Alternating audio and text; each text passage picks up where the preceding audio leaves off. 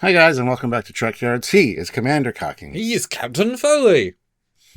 And today we're going to bop you on the head. We're talking about the bop. With the bat. From the 70s. Disco bop.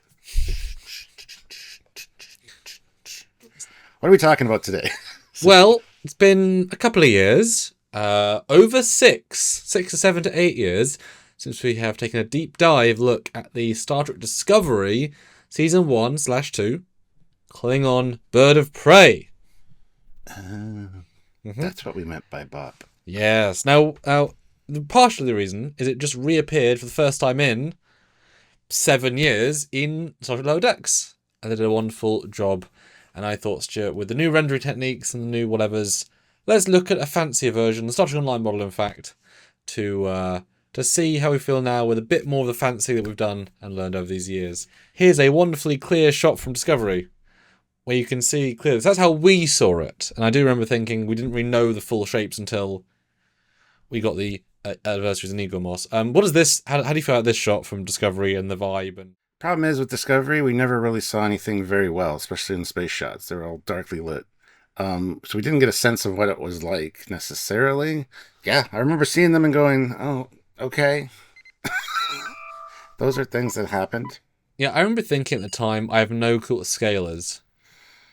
Yeah. Because there's some scenes where they feel big and have weight, and other scenes where they're being played like Brels. But because they're so structurally different, like they're so tall and so moving forward, but then it might be a trick because the head's the bridge, but not, like, right? It was hard to guess, because if they're warships, that's a testament to more the Enterprise or Bird of Prey. If they're a scout ship, then that's more the Brel. But I didn't know for either, right? So it was they're really hard to relate to, even just as a relation to the fleet. Yeah, and that's the other thing. I mean, when you get close-up looks of them, you still can't even tell the scale. There's no window detail or any airlocks or anything that can actually speak to detail, so it's kind of difficult. Yeah. And one of the other small things that we had noticed, because again, we assumed they're going to come back, right? Of course they would. That the engine module faces down. So we assumed, because in this particular sequence, they are attacking that planet, and that's quite a famous scene. And we assumed maybe the engine unit could rotate, but it was never could. So I remember reviewing this at the time, being like, well, maybe it goes up and has a different configuration. But no, it is almost like, well, it's doing that with the engine. I don't know, Stuart. I don't know. Now you can see it once again, 7 years. How do you feel? I do like the Klingon designs in Discovery, just not as Klingon ships. I've said this multiple times. It's got a very gothic gargoyle-like feel to it. And I do have the Eaglemoss version, and it's quite detailed and intricate. And I think it's an interesting ship design idea, just not for a Klingon. The look of this, I like the detail that's put into it. It's quite involved, although the Klingon ships are. But yeah, there's no sense of scale. There's no sense of weapons ports. There's no sense of anything. It just feels, like I said, like a gothic stone gargoyle. Yeah, it's almost as if an alien race has been taken and turned into a ship, because it has such a creature feel. But yeah, I just can't relate to it as a ship.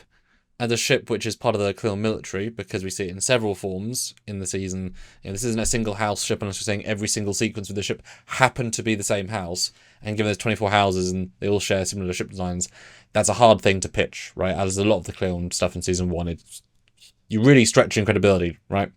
Doesn't have any connection to Enterprise, except, I guess, the head guns, but they're so subtle, you kind of forget they're there. And the blue glow as well. Blue internal glow is kind of an odd choice for the Klingons. But And also, what is it implying? As in, there's slit. I've actually given more glow to the effect, because I wanted to see how it would look if it, rather than being subtle. Like, what is that neck?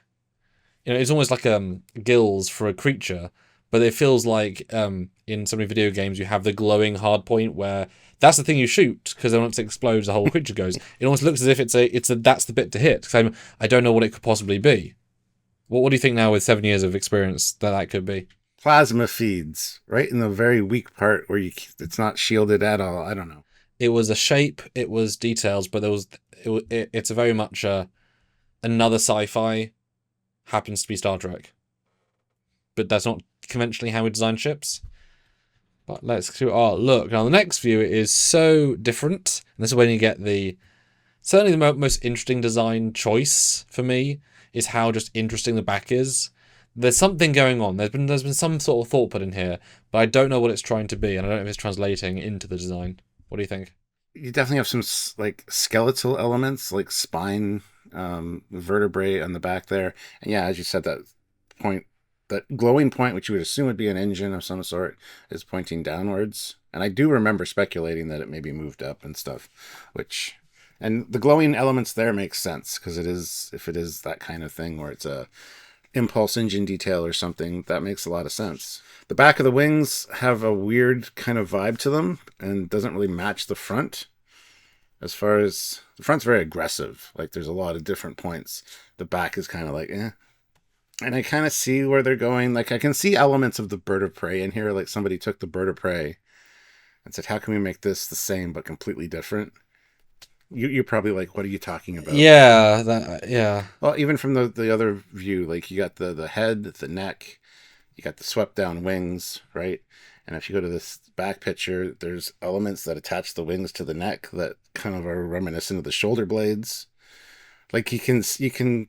Whereas I would see us more as you tell a designer, let's create a bird of prey. He's not seen Star Trek, but the direction is a bird of prey. We're gonna make it black. We're gonna make it glowy. We're gonna make it gothic, and you come with this. As soon as you throw in that word gothic, yeah. Because you say a bird of prey, take out the Star Trek connotation, head, wings, going down. Those things come with that as a possible, right? And obviously this would not be the first shape. There'd be several. So I can honestly see, as being who's never seen Star Trek, even know that was the pitch. We know that the Franklin for Beyond was not designed to be the era it was. It was just designed, and we're very lucky that it fits okay. This is one of the things where I suppose like he had the brief was just not Trek. Or almost as if there's a great game called Soul Reaver where it was going to be a different game, and then they shifted it to pun if you know the show. They moved it to a existing IP to kind of get the traction, but they kept the design verbatim from the original concept. This feels like maybe they found an artist, kind of like H.R. Geiger, right? This guy's art is what we want. Let's take design 7X off his website and like, can he make 3 changes? Bam, that's our bird of prey. Without that designed for purpose. It has that line, which is the thing that he did, and then now it's a bird of prey. And it'd be so fascinating, which I guess I could have done. Make it green. Like, what would give it those iterative? Like I said, make the shoulders black. Like, pull in some of those elements and see how much that would do. If it's not just, if you start pulling away the sum of the parts that don't work, if you could start to put back in what does work, bottom view is pretty cool. Still don't get it, and it would have been cool to see guns in those shoulder blades, or several disruptor points, or whatnot. But yeah, to have such a bottom, skeletal look. You get the rib cage for sure. It's got Get a the rib rib cage. cage. Look. Yeah. Although it's funny, I don't even mind, because that almost looks like a second head module at the back of the engine. I can almost see it flying that way, and you wouldn't think much of it. Like if you rotate it and you go that way, eventually kind of cool. Yep. Yeah, Kinda like the swept back wings. The wings out, yeah, kind of like the Romulan, the bird. Next to there's the front bottom. Now this is obviously a more famous bird of prey angle. So how does this? How does this go for you? Feels more bird of prey this way. You can see like even the front has like a torpedo type launcher deal. The neck appears longer here, and the way the wings kind of curve does feel like the classic bird of prey in like an attack configuration. So yeah, this is a better angle for sure. But again, for me, it says a bird of prey, not a Klingon bird of prey, as if it's just logical. Because again, even just giving them the benefit of the doubt that front is a torpedo, or you could just say birds have mouths, mouths have teeth. Let's add a hole and say weapons come out of the mouth. You don't need to have seen the bird of prey from Star Trek to add that as a detail. And I don't even know if he did necessarily, right? Like that's how different it is. Maybe a deflector in the. I was going to say that, yeah. In the bones. Just thinking that it would work for a new alien species or something that's not Star Trek. I do like them, but at the same time, they're just not Klingon to me. So that's my biggest thing. Yeah, I did these angles with new lighting to see if it would find some appreciation. The thing that was the sticky point for me too was they said this was prime timeline, right, at the time, and as you said, it doesn't match up with anything from Enterprise, which was precursor to this, and of course, it doesn't match up with the Bird of Prey after. So this is weird. This is a weird design sidestep. But then, they established that it's very likely of different quantum reality. As we said, if it was an ancient Klingon faction or Mm-hmm. something that it was part of, that makes sense. Well, But and of course, even in the show, they'd said, because they'd made out of jail free cards that they threw away, being this, this is a Takuvma sect house specific. So had you shown any other Klingons with a KDF, because it's not a KDF ship, then it would have been like, okay, he's got weird ships, but every single house apparently looks the same, has the same designs. So therefore, this is just this military KDF. But let's look at orthographics, and again with the new lighting, top and bottom. I mean, the top I think does it some favors. It's a cool angle, has a good. It feels, and he says for a few designs, especially like the 32nd century Discovery ones, sometimes they're not balanced. This, I think, the top view feels very balanced. It feels like he's artistically driven. Okay, the top makes sense to me. I get that from the top. another thing with this look as well, it feels very Riemann. I mean, that just popped into my head instantly with this top and bottom view. It feels like it could be a cousin or a brother to the Scimitar, Distant cousin, but a cousin nonetheless. Yes, yeah, Huh. yeah. Imagine this is proto-Roman, proto-Vulcan ships. And then they become Riemann. It's like they slanted away from this design to the rings that were red. They started out with birds that were black and sharp. Oofta. Yeah. And it's interesting, because I am wondering, as with all these things, if there was design that was put in conceptually but never done. Like for the original Discovery version of Enterprise, there was things they did that just never translated because they thought them and they were moved away or just never shown. So I'm wondering from this view, if certainly if the engine module moves, give it more of a forward movement, but also if those two back wings, which you commented earlier, they're so segmented. I'm wondering if they actually go into the main wings, and that's like an attack mode. They go to give it some extra movement, and they just don't. It's like in Star Trek Picard. Sorry, again, we're going there, but Star Trek Picard, like the phasers, the missiles meant to be down for stun, but everyone forgets that. So they're always on kill mode because you just don't think of it as being stun. So as soon as they use this as the standard, then no one's ever going to think there's another mode. But I'm wondering if they compressed in, it would feel more vibing. I don't know. Yeah, it would be an interesting idea and an interesting thing to see, but I don't think it would help it necessarily. It would just be something that adds a little more functionality and makes it feel like a ship.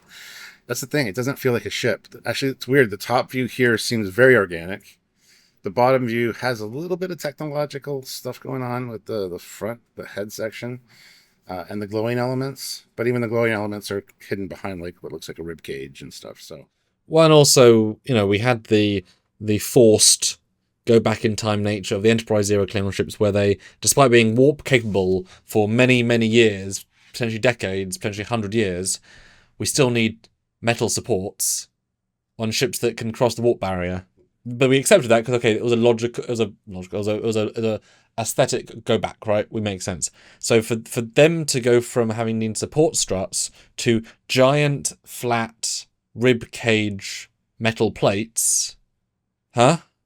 Because they're going to be structural, right? They're not weapons. They don't do anything.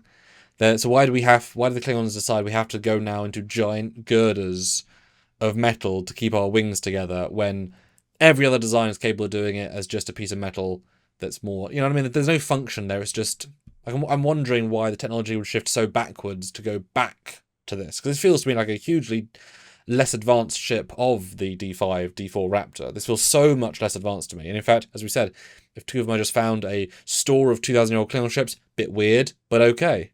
I would have preferred something like that. But yeah, as you said, like with the whole Klingon Defense Force basically having these ships, it just doesn't make any sense. But would you agree it feels so much less advanced than D5, D4, all those, everything in that armada just feels less advanced? Yes. But it could also be much more advanced. That's why it looks so much different. So it could go either way on that scale. Be less advanced or more advanced. We've learned so much, but the front back side view, which again, bold, interesting. The front view's crazy. The side view's a bird. The back view's super detailed. Right, thoughts? Because it is different in all these views, significantly feeling different.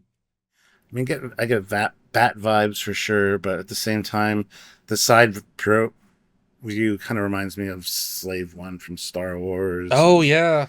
Yeah. A death glider from the front. And it's just, it's an interesting shape, and it invokes so many different things. What depending on what angle you're looking at it from, you know?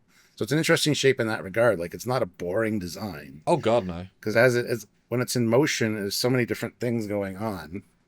And I think it looks good from... Like I said, I like the design. It's just not a Klingon design. But I'm super intrigued, actually. The front and the back look so radically different, but it's the same wings. And there's like a black area, but because this is shadowing, right? They feel so different. I'm really intrigued by that. That's such an optical illusion to me. Now, are you confused how the front, or the side view, sorry, normally these things have a sweeping forward, fast-moving still, but the side view to me feels like a bat that's confused and sitting on its butt and just like, oh, like it has no momentum. And the front view feels forwards, but the side view is super, like, it's not, it doesn't feel moving forwards. It's very strange. Yeah, it doesn't feel like it's moving, standing still kind of look. And feels like it's sitting on its butt. It does, yeah. It's just hanging out with its wings. And I'm wondering if the wings were the more conventional angle, it would change that. Rather than being so low, because it gets such a disparity of width to length. And that would have been amazing if in the show we had seen, say, all the shoulder blades like crink up, and the blades could change formation.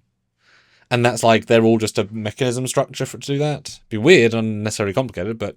Even if, going back to what you said earlier, if it flew the other direction, it looks kind of like the Nike swoop, which still looks like it's kind of going fast, standing still. Klingon, sponsored by Nike. And the head of this thing, now that I'm looking at it from the side, I can see a face. I can see like a bearded dragon kind of vibe with the little 100%. lower chin thing and like frill and eyes and mouth. And 2 little cheek guns. Yeah. Which are very small. But let's do some details, because now we're in full 4K close-ups. There are small guns. I mean, see, I look at this front and I think structure over function, because I don't know why there's so many lined plate.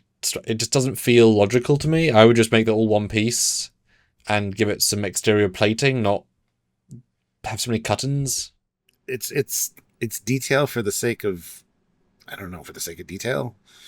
It just seems like it adds more polygons and more complexity to a model that you don't need. Again, if the original idea had been this thing was 2,000 years old, then even though it wouldn't make sense technologically, if it felt like a skeletal bat who was malnourished, and having more bone style, if you had extruding bones, then it makes you look thinner because you see the space between them.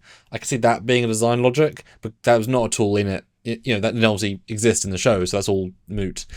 I'm intrigued though that given this is the licensed model, that there's a head forward element and a torpedo launcher, and neither are glowing in any way, which could be a bridge or could be like Stowe is quite good at replicating things. I'm surprised they're just flat, they're just hull. Going to the next picture, we got a bit of a top view, not directly overhead, but kind of angled, and you can see some spines here on the Does it look cool is what I was going for.